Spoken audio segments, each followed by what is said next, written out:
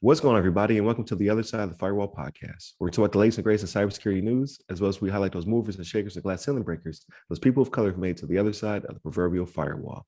My name is Ryan Williams, and as always, I'm joined by Shannon Tynes. What's up? What's up? And LeVon Maynard. Hey, welcome to the show. What is going on? So welcome back to the show. Remember, Monday and Tuesday are topics, Wednesdays are discussion, and then Fridays we talk about everything else non-cyber related. So without further ado, I'll give it to Shannon. All right, everybody. This article actually comes from darkreading.com. And actually it says it was written by Dark Reading staff. So it's not attributed to one person, but the title of this one is Hackers Paralyze 911 Operations in Suffolk County, New York. And so what ended up happening was there was actually a ransomware attack on the 911 system. And that actually wasn't the only system that was affected. There was actually some real estate systems as well that were dealt this blow in the area in Suffolk County, New York, right?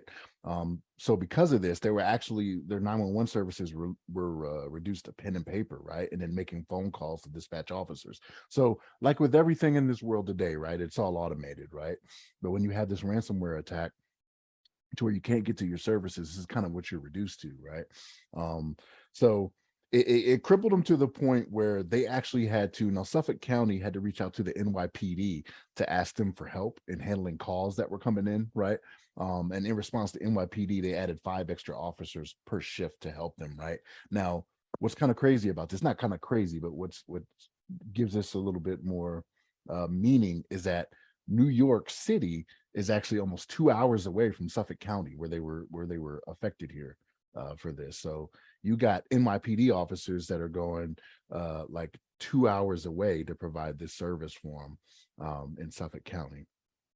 So this is what we talk about all the time, right? Like when it comes to securing your network, cybersecurity, this is where it really hits home, right? When it comes to 911 services and emergency services like this is what you don't like to see, right? Because it's almost a guarantee that something has happened to where someone possibly lost their life or could have lost their life.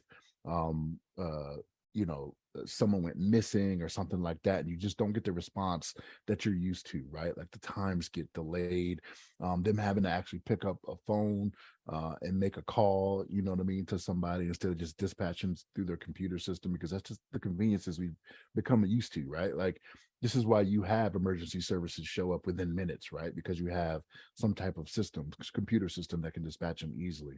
But for you to have to, because there's no telling how far this game went, right? Like the game of telephone, literally, right, is what this is, right? So somebody calls in, and then they make a call, and they may have to make another call, and they may have to make another call, right? And it could be dangerous in these times, right? Someone may respond somewhere with the wrong information, right?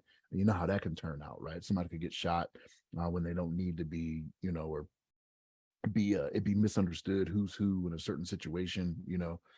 This is just where it gets dangerous, right? But you hate to see stuff like this happen, but and we don't have any more information on how they actually got in, right? But if it was a matter of poor security, like they got to do better than this, right? Like especially when it comes to law enforcement services, emergency services, things like that, we got to do better to prevent these types of things from happening, because lives are literally on the line when stuff like this happens. You know what I'm saying? But LeVon, what's your thoughts on this? Yeah, man, I think you covered it very well, but I was going to say that the whole thing with this compromise right here, like you kind of alluded to towards the end there, that it's like what they need to, like, these are some of the most important systems that we have in place, that we need to have like some of the finest cybersecurity agents or I guess workforce to be able to handle these kind of compromises as quickly as possible, or even to prevent them from happening in the first place. I know there's no like 100% like guarantee of like never being hacked ever, but we need to do, law enforcement, hospitals, other government agencies, fire department, all this kind of stuff needs to have like some of the most secure, networks available. So it's like it's kind of a shame, shame to see that this happened here, and hopefully that nobody was really affected in a bad way. And I say that because I was thinking, as you're describing, like obviously there's a lot of bad things that could have happened. I say one positive thing, maybe somebody's like getting pulled over for speeding, and then the officer is like, "Man, let me look up your plates," and they're like, "Oh man, my system's down. Oh well, I guess I got to give you a warning. Go ahead and go about your business, sir or ma'am." No, man, because then they keep breaking the law. Then they keep breaking the law. They're like, oh, I can keep getting away with it. They don't learn. They don't learn. Right, right. You got to get them tickets. Get them tickets. Gotta get that quota. No.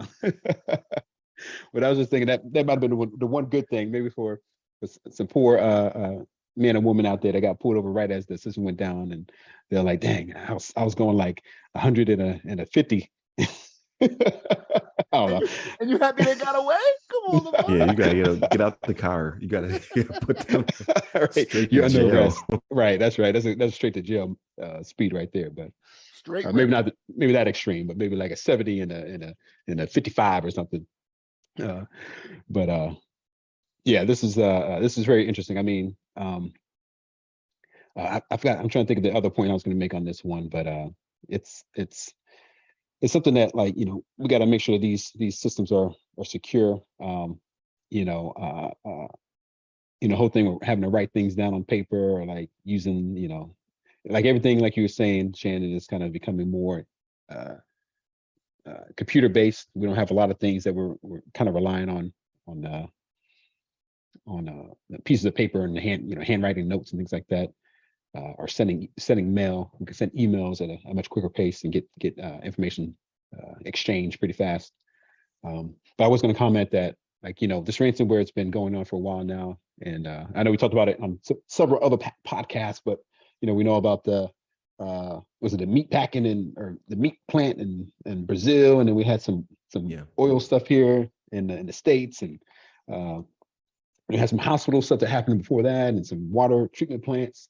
It's like there's no I don't know, there's no place that these hackers won't try to attack if they think they can get some money out of it. So it's a shame that these hackers are still prevalent and making their mark on society in these various locations. But hopefully that this kind of helps open up some eyes, and maybe we'll start seeing more focus around cybersecurity at these different organizations. But I'll turn it over to you, Ryan. What do you think about this one? Yeah, definitely.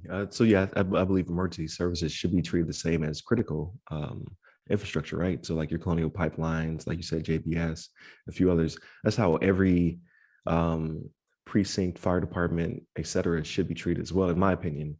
Only because, like, during the chaos before they flipped over to paper, how many calls were lost, right? I'm sure they were still adequate. Not as efficient as they could have been playing the telephone game. But there had to be somewhere in between that process, like could have been an hour, 2 hours, where they're trying to figure out, like, how do we get at this? And I don't know how big Suffolk County is, but it is danger close to the city, right? So there's probably a lot of people out there who are having issues, who needed emergency services and just could not get it in a timely fashion. So I've never been to Suffolk County, but when I looked it up, I was like, oh, Suffolk County, I've heard of it. So I was like, I wonder how close that is to Erie County. That's where I'm from, Buffalo's Erie County. It's 7.5 hours. So it's way closer to the city than we are. So I was like, okay, like that's probably a bigger, more dense county than my hometown. So that is a shame. But they don't tell, like you said, they don't tell how this occurred, but it was probably email, most likely. Like either it was an email that led to certain services being encrypted, or certain files being encrypted, or it was a what is it called? Can't think of the phrase off the top of my head, but it's where someone gets your credentials and they just keep leveling up their access until they get to privilege escalation. Yeah, privilege escalation. Thank you. Some sort, like to cripple a system to this level, because to be as big as they probably are, because it doesn't seem like this is a podunk county or town. It had to be pretty severe. And then how are the people punished when they finally figure out who did it? Like, are they going to be treated at the federal level, or like what's going to happen to them? because they could have impacted lives, like you guys said. Like someone could have died or someone could have been injured because of emergency services being impacted to the level they were. So I'm sure it'll come back around. I'm sure we'll get more information about it, because this article was like legitimately like only a couple paragraphs. So I'm sure there'll be more to come of it, and then we'll definitely circle back around. So pretty interesting. I chose this one over the GTA situation because that's ever evolving, right? And like that one would have been fun to talk about, but this one is kind of like, okay, this is, impact people's lives. Not to say Grand Theft Auto is not important. It's one of my favorite games of all time, but I let that one, come full circle before we touch it. But this one was an emerging topic I definitely wanted to cover. So I appreciate you guys talking about it. With that being said, please continue to tune in. Monday, Tuesday are topics. Wednesday's topic, we're going to talk about a survey that was conducted. It's pretty interesting. At least I think it is. And then Friday, everything else. So we've watched plenty of movies and played games and all that good stuff. So we have plenty to talk about. So definitely hit up all the websites. They all go by our name. Hit me up personally. I'm at RyRy Security Guy. That's RYRY Security Guy. LinkedIn, Clubhouse, and Twitter. And you, LeVon? Yes, sir. You can hit me up on the Twitters at LeVon Maynard. There it is. Stay safe. Stay secure. Take care.